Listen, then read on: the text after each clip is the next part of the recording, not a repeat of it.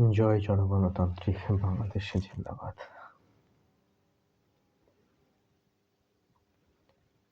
আশা করছি সকলেই ভালো আছেন। ভালো থাকুক সবাই, ভালো থাকুক এই দেশ। কারণ ভালো থাকার অনেক মাধ্যম প্রতিনিয়ত সামনে চলে আসছে। কয়দিন হলো নতুন একটি অপারেশন চালু হয়েছে, অপারেশন ডেভিল হান্ট,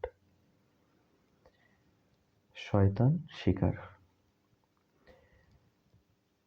এই যে অপারেশন ডেভিল হান্ট বা শয়তান শিকার, ব্যাপারটা খুব মজাদার মনে হচ্ছে। আসলে কি হবে সেটা পরে দেখার বিষয়। তবে নামটা খুব সুন্দর, শয়তান শিকার না? আসলে মানুষ শয়তান ধরবে।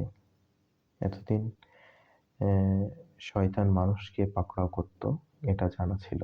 এখন মানুষ শয়তান পাকড়াও করছে বা করবে। দেখা যাক কিরকম শয়তান ধরা পড়ে এবং কারা এই শয়তান হয়। তবে এখানে একটা প্রশ্ন বারবার মনে উদয় হচ্ছিল, যার কারণে আপনাদের সামনে দুটো কথা বলার চেষ্টা করছিলাম। যে এই দেশে এখন এই যে শয়তান নামে অভিহিত করে ধরপাকড় করা হচ্ছে বা তারা ধরা হচ্ছে, তারা কত বড় শয়তান এটা খুব দেখার ইচ্ছা ছিল। যে তাদেরকে ধরার জন্য একটা অপারেশন টিম গঠন করতে হলো। সেখানে বাংলাদেশে পুলিশ, র্যাব, বিজেপি, সেনাবাহিনী, এনএসআই প্রত্যেকটা সংস্থাকে একসাথে কাজ করতে হচ্ছে। এখন বলতে পারেন যে এটা তো ভালো কাজ। হ্যাঁ, ভালো কাজ। তবে এটা দ্বারা এটাও প্রতীয়মান হয় যে প্রত্যেকটা ডিপার্টমেন্ট, প্রত্যেকটা যতগুলো এখানে সাময়িক দাপ্তরিক সংগঠন আছে, তারা কি এককভাবে সকলেই দুর্বল?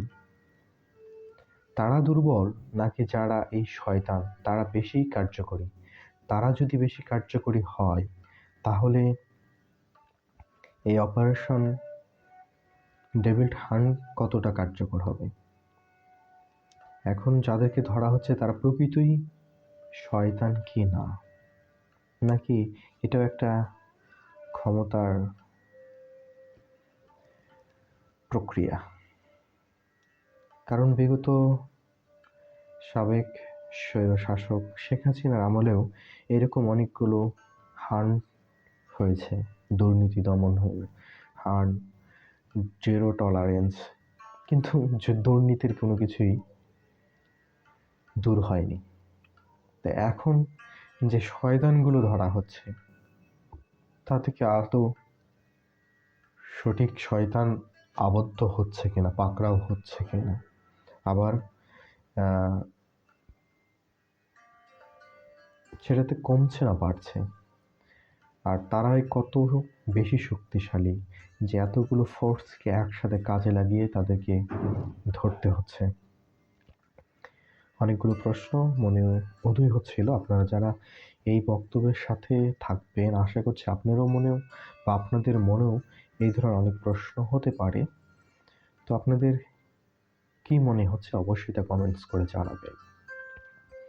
আপনাদের কমেন্টসের উপর পরবর্তী এই প্রশ্নগুলো নিয়ে আরও কিছু বিস্তর আলোচনা করার চেষ্টা করব। কারণ সামনে রমজান মাস আসছে, তার আগেই যদি এভাবে শয়তান আবদ্ধ করা হয় তাহলে তো এবারে রমজান এবং ঈদটা খুব সুন্দর হবে। এই দেশে আর কোনো গ্যাসের রোগী থাকবে না, সবাই নামাজ কালাম 5 ওয়াক্ত এবং খোদার ইবাদতে মশগুল হওয়ার সুযোগ পাবে। আমি চাই শয়তান ধরা পড়ুক, সবগুলো শয়তান ধরা পড়ুক, সবচেয়ে বড় শয়তান ধরা পড়ুক, আজাজিল, ইবলিস সহ। এতদিন শয়তান মানুষকে পাকড়াও করত, এখন মানুষ শয়তান পাকড়াও করছে এই বাংলাদেশে। অত্যন্ত মজার এবং সুখবর। পরবর্তীতে দেখা যাক। গতকালকে যে নিউজ দেখলাম তাতে ঢাকাতে সহ সারা দেশে প্রায় 1/2 শতাধিকেরও বেশি শয়তান ধরা হয়েছে। আর এটা যদি প্রতিনিয়ত চলতে থাকে তাহলে তো একটা সময় মনে হচ্ছে এদেশের কারাগারে আর শয়তানের জায়গা হবে না। সেক্ষেত্রে আরও নতুন কিছু আবাসস্থল তৈরি করতে হবে। দেখা যাক শয়তানি দূর হোক, আর এই দেশের যে ফোর্সগুলো এরা এককভাবেই স্বয়ংসম্পূর্ণ হোক।